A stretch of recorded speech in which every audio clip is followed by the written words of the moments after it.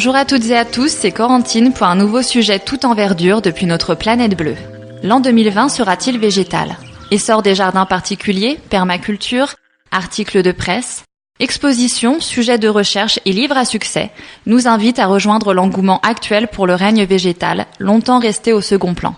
Le règne végétal a été dédaigné au profit du règne animal, qui comme par hasard est celui de l'être humain, car les plantes étant considérées comme des êtres immobiles, passifs, fonctionnant comme des automates sans sens ni conscience. Les progrès de la biologie en donnent aujourd'hui une image complètement différente. Les plantes sont intelligentes, et la mise à jour de cette intelligence du troisième type est une vraie révolution scientifique, et peut-être bientôt sociale. La révélation des compétences végétales suscite l'émerveillement, mais aussi dérange. De la même façon qu'au XIXe siècle, on se moquait des théories de Darwin nous affiliant aux singes, on se moque aujourd'hui de ceux qui rapprochent l'intelligence végétale de l'intelligence animale. Imaginons que nous détections des stratégies plus complexes chez les végétaux que chez les humains. Quelle catastrophe! Nous devrions descendre de notre piédestal. On sait déjà que les végétales perçoivent leur environnement, communiquent entre eux et avec les animaux, se défendent, coopèrent et manipulent. On sait qu'ils ont le sens de l'appartenance, qu'ils usent de stratégies complexes et survivent à tout ou presque.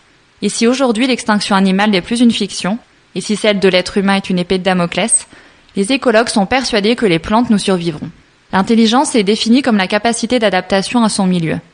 Ne serait-ce donc que du fait de cette grande capacité de survie, l'intelligence végétale est difficile à nier. Les expériences montrent que certaines espèces de plantes ont une mémoire plus longue que celle de nombreux animaux.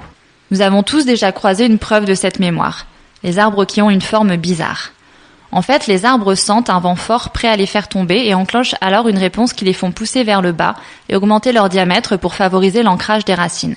Ensuite, ces arbres savent quand déclencher cette réponse car ils ont gardé en mémoire les épisodes venteux précédents. Les plantes bénéficient aussi des 5 sens. Pour la vue, elles ont des photorécepteurs qui détectent la lumière et les couleurs, ce qui leur permet de détecter le lever du soleil et de savoir si la plante voisine est de la même espèce.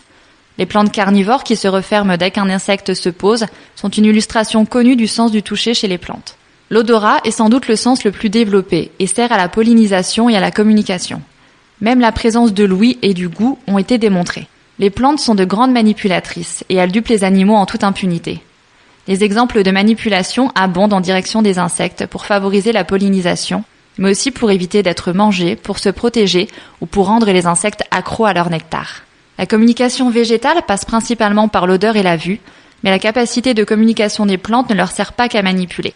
Plus étonnant, on a découvert qu'il existe, tel un réseau de télécommunications, un réseau de champignons souterrains qui permet aux arbres de communiquer entre eux par leurs racines et de s'entraider.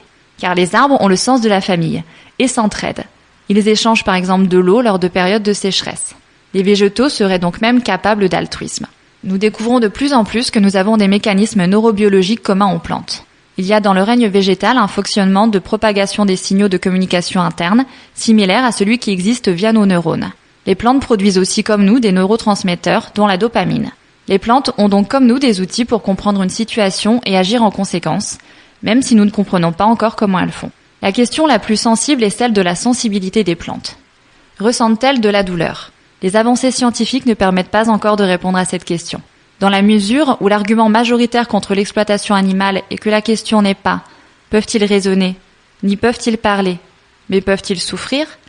Que se passerait-il si nous découvrions que les plantes souffrent ? Il a fallu des siècles et des siècles à l'humanité pour se décentrer de son nombril. Elle s'est intéressée aux droits de l'homme, puis de la femme, puis des autres espèces animales et maintenant du végétal. Si certains écologistes et antispécistes considèrent que créer un droit végétal serait une évolution logique, tendant à étendre le champ de notre empathie, et donc positif pour l'évolution des droits de l'homme et des animaux, pour l'essayiste antispéciste Yves Bonnardel ou la philosophe Florence Burga, il n'en est rien. Attirer l'attention sur la sensibilité végétale serait une façon de déprécier la cause animale, un moment où le public est sensibilisé par des images d'élevage ou d'abattoir. Mais en quoi développer plus de considération pour le végétal nuirait-il à l'animal ? La création d'un statut juridique pour l'animal n'a pas nui aux droits humains. En donnant des droits aux végétaux, il s'agirait aussi de ne pas scier la branche sur laquelle nous sommes assis. Dans nos tours d'ivoires urbaines, nous oublions que nous devons la nourriture, et même l'air que nous respirons, au règne végétal. L'arbre semble vouloir s'adresser aux grands primates irrévérencieux que nous sommes devenus. Des primates aujourd'hui perdus au bout du chemin pour avoir sottement oublié qu'ils vivaient sur la planète des plantes, écrit Odile Jacob dans son livre Penser comme un arbre. La vie secrète des arbres, dans l'ingénieur forestier allemand Peter Wohlleben, et l'intelligence des plantes, du biologiste italien Stefano Mancuso, sont aussi des livres qui vous permettront d'en savoir plus si ce sujet vous intéresse. En tout cas, l'avènement d'un statut juridique des végétaux n'est sans doute pas pour demain, car tandis que certains se questionnent sur une conscience et des droits pour le règne végétal, d'autres en sont encore à nier les droits fondamentaux des membres de leur propre espèce. Étonnant, non ?